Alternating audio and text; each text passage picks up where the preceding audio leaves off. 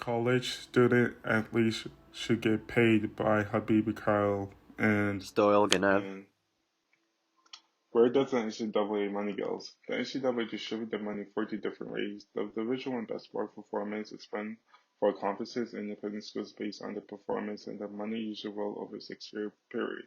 The Division Two funds are for championships, grants, and anything related that's within the sports program for Division Two athletes. The Division Three funds are pretty much used the same as Division Two, but just for Division Three athletes. How students involved with NCAA money? There are a lot of ways how the athletes are covered throughout the school, mainly through scholarships, but it does depend on how it is portioned in the myths as well.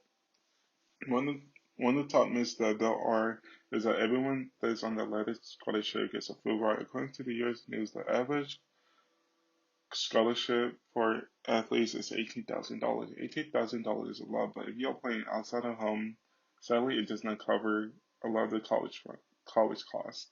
According to the U.S. data from 2019 to the 2020 school year, at a high-profile public schools for out-of-state students, the average turned out to be $22,577, while private schools, the total turned out to be $36,801.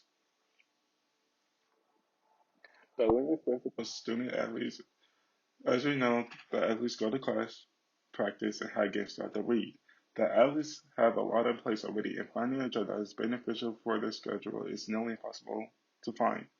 If they miss out on practices or give out any reason issue, they can also get into big trouble with the sports program as well. If they are in need of more income for their necessities, it is difficult to find a job because most of their time is spent into the sport they play and also barely having enough time to study for their classes. How the NCAA explaining to athletes? That is the reason why the money is coming into the NCAA.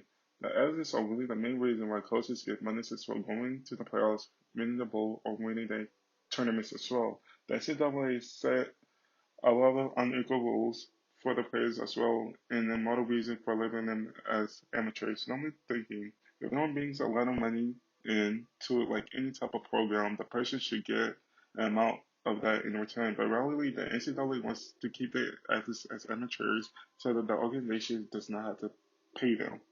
One of the voices says of rules that they were able to such the points that the athletes will get removed from the program if they allow their names or even a picture to be contacted with a commercial business. Another set of rules that hurts the athlete's way of receiving money is that the athletes cannot endorse products. Financial education for athletes. Many superstar athletes go bust financially when they reach the professional ranks. Some examples of these athletes are Allen Iverson and Terrell Owens. Athletes receive little to no education about finances in school, so in order to prevent more athletes from going bust, they should be paid so they know what it's like to manage a budget, even though it's on a smaller scale than what they would make in the pros. Is it ethical to not pay? It's definitely not ethical what the NCAA is doing to these athletes because in no other job would you not make money for providing a service unless you're volunteering. Training and participants in events is mandatory for athletes if they want to keep playing and receiving their scholarship. Also, if an athlete sustains a serious or long-term injury, programs are allowed to cut players and leave them with no financial backing. If players were to get paid, then there would be at least a little bit of financial windfall for them to fall back on instead of being left with zero. And that is all for our video. Thanks for watching.